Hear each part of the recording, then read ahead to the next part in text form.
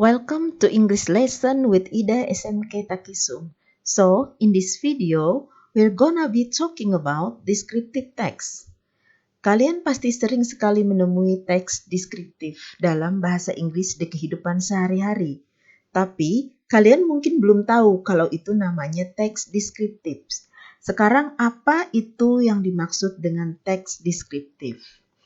Pada channel ini, Ibu akan memberikan cara mudah menguasai descriptive text. Yang dibahas nanti yaitu definition-nya, social function, generic structure, language features, dan examples. What is descriptive text? Kebanyakan anak-anak kelas 10 masih bingung apa itu descriptive text. Nah, mulai sekarang tidak perlu bingung lagi, kita akan membahasnya pada materi hari ini.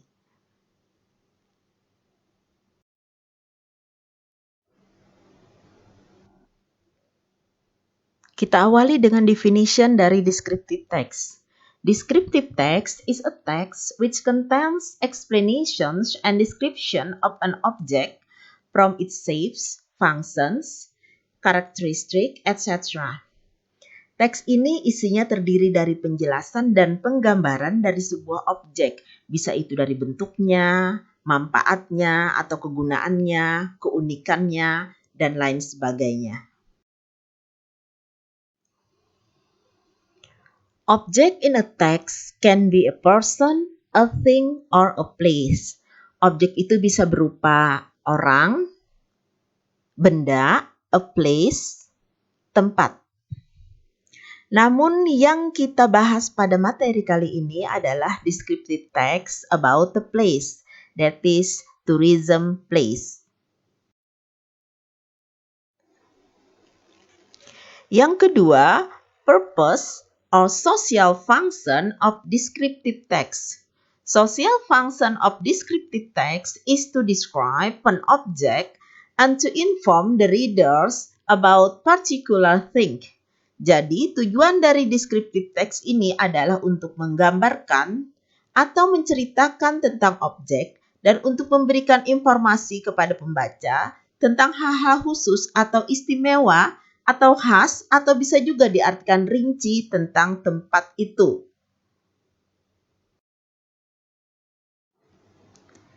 Kita sampai pada generic structure or susunan kebahasaan dari descriptive text atau urutan-urutan dalam membuat teks deskripsi.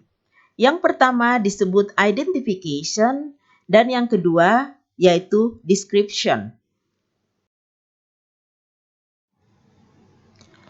Apa yang dimaksud dengan identification? Kita lihat sama-sama. Identification contains general introduction of the place being described, like name and location. Identification adalah bagian awal atau pembukaan dari teks deskripsi. Bagian ini berisi penjelasan atau keterangan secara umum dari tempat yang sedang dijelaskan, seperti nama tempat tersebut dan di mana lokasi tempat itu berada. Kita lanjutkan struktur yang kedua yaitu description. It contains the spatial characteristic from the place being described like physical appearance, atmosphere, or other specific characteristic. Description ini berisi ciri-ciri atau keunikan khusus dari tempat yang sedang dijelaskan seperti penampilan fisik, suasana tempat itu seperti apa, atau ciri-ciri khusus lainnya. Nah, sekarang kita bahas tentang language features of descriptive text. Language features atau ciri-ciri kebahasaan dari descriptive text adalah yang pertama, using simple present tense. Teks deskriptif selalu menggunakan simple present tense untuk mendeskripsikannya. Yang kedua, focus on one place. Fokusnya hanya pada satu tempat. Yang ketiga, using nouns. Noun di sini bisa berupa concrete noun ataupun abstract noun. Concrete noun yaitu kata benda konkret atau nyata secara fisik. Contohnya, beach, pantai, people, orang-orang, island, pulau, family, keluarga, waves, ombak, etc. dan sebagainya. Yang kedua, abstract noun. Kata benda berupa ide atau perasaan yang tidak bisa disentuh namun bisa dirasakan. Example, freedom, kebebasan, cleanliness, kebersihan, love, cinta, etc.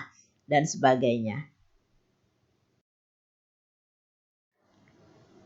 Ciri yang keempat adalah penggunaan adjectives.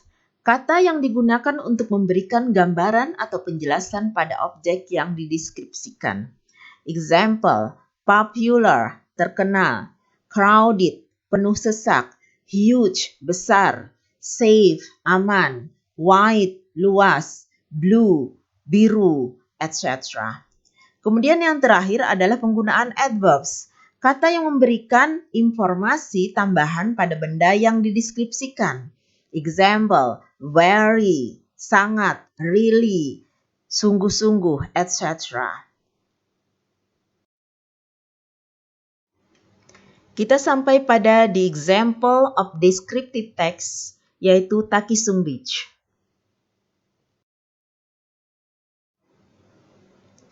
This is the picture of Takisung Beach. Takisung Beach is located in Takisung District to the west area of Tanah Laut Regency. It is approximately 22 kilometers from Pelaihari City and 87 kilometers from the South Kalimantan capital of Banjarmasin.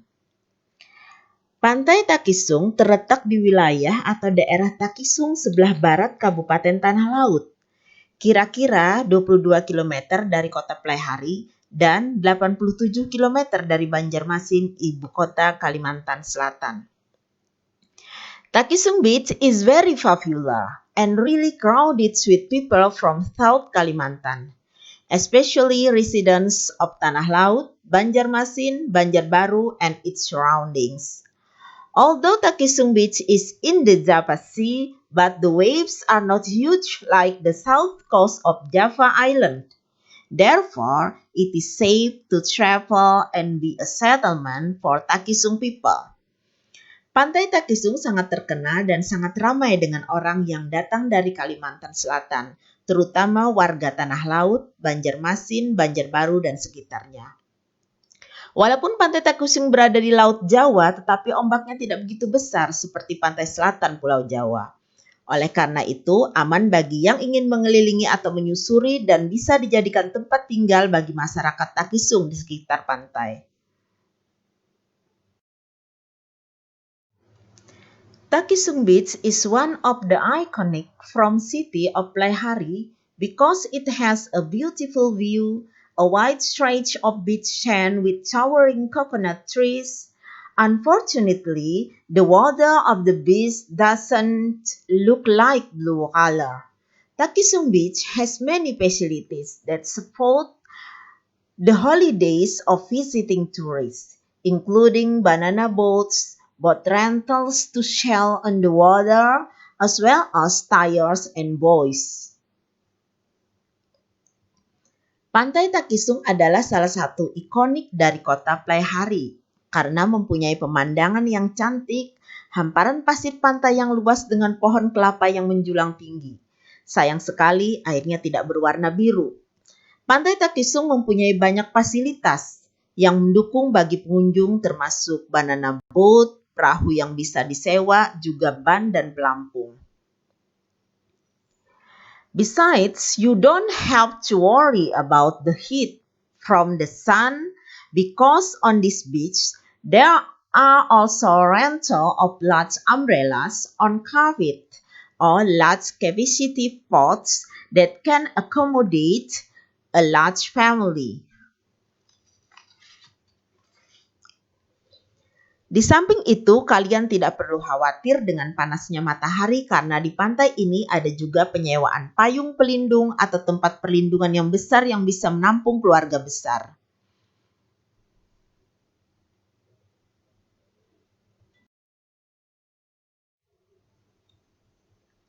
For those of you who like adventure on the sand of the beach, you can rent a mini racing motorbike at a rate of 50,000 rupiahs per half an hour. There are tents that can be rented for 50,000 rupiahs per day, 25,000 for umbrellas, banana boats 20,000 for adults, and 15,000 for children. Untuk kalian yang suka melakukan petualangan di pasir, bisa menyewa motor mini yang disewa 50.000 untuk waktu setengah jam. Ada tenda yang bisa disewa 50.000 untuk satu hari, payung pelindung 25.000, banana boat 20.000 untuk orang dewasa dan 15.000 untuk anak-anak. Takisung Beach will be very crowded with tourists on holidays. Along the coast will be filled with tourists and traders with various kinds of merchandise. There are also many people who sell fruit, vegetables, salted fish, shrimp, or net scallops. On the shoreline, you can enjoy the panoramic view of the beach while sitting in a tent. Pantai Takisung ramai sekali ketika masa liburan. Sepanjang pantai dipenuhi dengan pengunjung dan pedagang dengan macam cenderamata. Ada juga banyak pedagang yang menjual buah-buahan, sayur-sayuran, ikan asin, udang, dan kerang-kerang berornamen. Di pinggir pantai, kalian bisa menikmati panorama pantai sambil duduk-duduk di tenda. In addition, there are also many klotoks available on this beach that are ready to take you to visit Datu Island. In half an hour, you will enjoy another atmosphere of Takisung Beach. Takisung Beach is still the main vacation choice for most families, friends, or groups from various agencies in Banjarmasin because the distance of Takisung Beach is not too far from the city of Banjarmasin. Juga ada banyak klotok yang tersedia yang siap mengantarkan untuk melihat Pulau Datu. Dalam waktu setengah jam, kalian bisa menikmati suasana yang berbeda dari Pantai Takisung. Pantai Takisung masih merupakan pilihan utama bagi keluarga, teman-teman, atau kelompok dari bermacam-macam kantor di Banjarmasin yang ingin menikmati pantai karena tidak terlalu jauh dari kota Banjarmasin. Even the local government of Tanah Laut Regency keep building a number of public facilities like shelters, children's play area, adequate food stalls, and lodging for visitors that is interested in spending time there. Bahkan pemerintah Tanah Laut terus berupaya membangun fasilitas publik seperti tempat berlindung dari panas, area bermain anak-anak, warung-warung makan, dan tempat menginap bagi pengunjung yang mau menghabiskan waktu di pantai. Here, you can watch the sunset lighthouse lamp in the afternoon. So, don't forget to come to Takisung Beach when you visit Banjarmasin.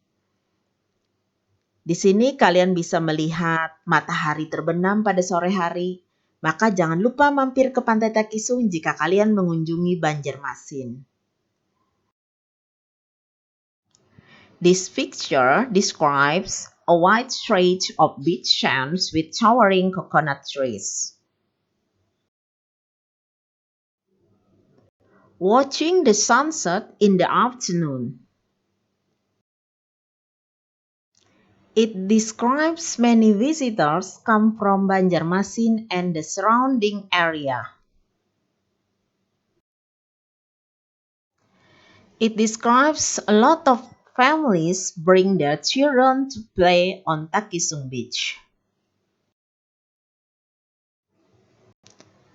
Many shelters are provided for being rented to visitors. There are three pictures here. The first is beach atmosphere with gentle breeze. The second is this spot is preferred by young people to take pictures. And the third, Takisung Beach is often used as a gathering place by motorcycles community.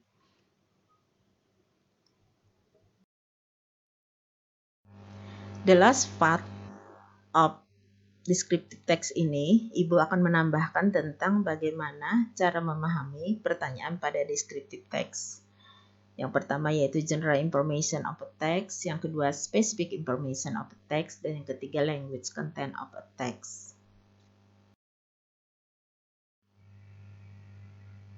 Ini adalah contoh-contoh pertanyaan yang menanyakan tentang purpose of descriptive text. What is the purpose of the text? The goal of the text is blah blah blah. The aim of the text is blah blah blah. This text is written to blah blah blah.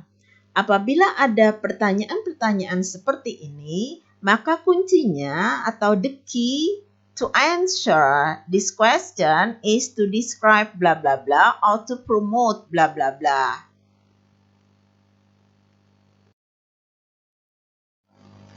Nah, contoh ini adalah menanyakan tentang topic of the text. What is the text about? The text tells us about blah blah blah. The text is focused on blah blah blah. The passage is about blah blah blah. What is being described in the text? Jadi ini adalah contoh-contoh dari pertanyaan untuk menanyakan topik dari teks tersebut. The keys to answer is, yang pertama, with title. Jika reading itu ada judulnya, maka kita bisa menjawab dari judul tersebut, itulah jawaban dari topic of the text-nya. Dan apabila yang kedua, without title, tidak ada judulnya, maka kita bisa mencari jawaban pada first paragraph. Pertanyaan yang menanyakan specific information of descriptive text. Informasi yang spesifik dari descriptive text itu, yang pertama menanyakan main idea of paragraph, ide utama dari paragraf itu. Yang kedua, completing sentence, yaitu biasanya pertanyaan untuk melengkapi kalimat. Yang ketiga, detail information, pertanyaan yang meminta informasi secara detail. Yang keempat, statement true or false, itu biasanya menanyakan tentang conclusion, kesimpulan. Bisa berupa statementnya, bisa true, bisa benar, atau salah. Ini adalah contoh dari pertanyaan menanyakan tentang main idea of paragraph. What is main idea of the second paragraph? Apa main idea dari paragraf kedua? The third paragraph is about, paragraf ketiga tentang, the fourth paragraph is focus on bla bla bla, paragraf keempat fokusnya pada.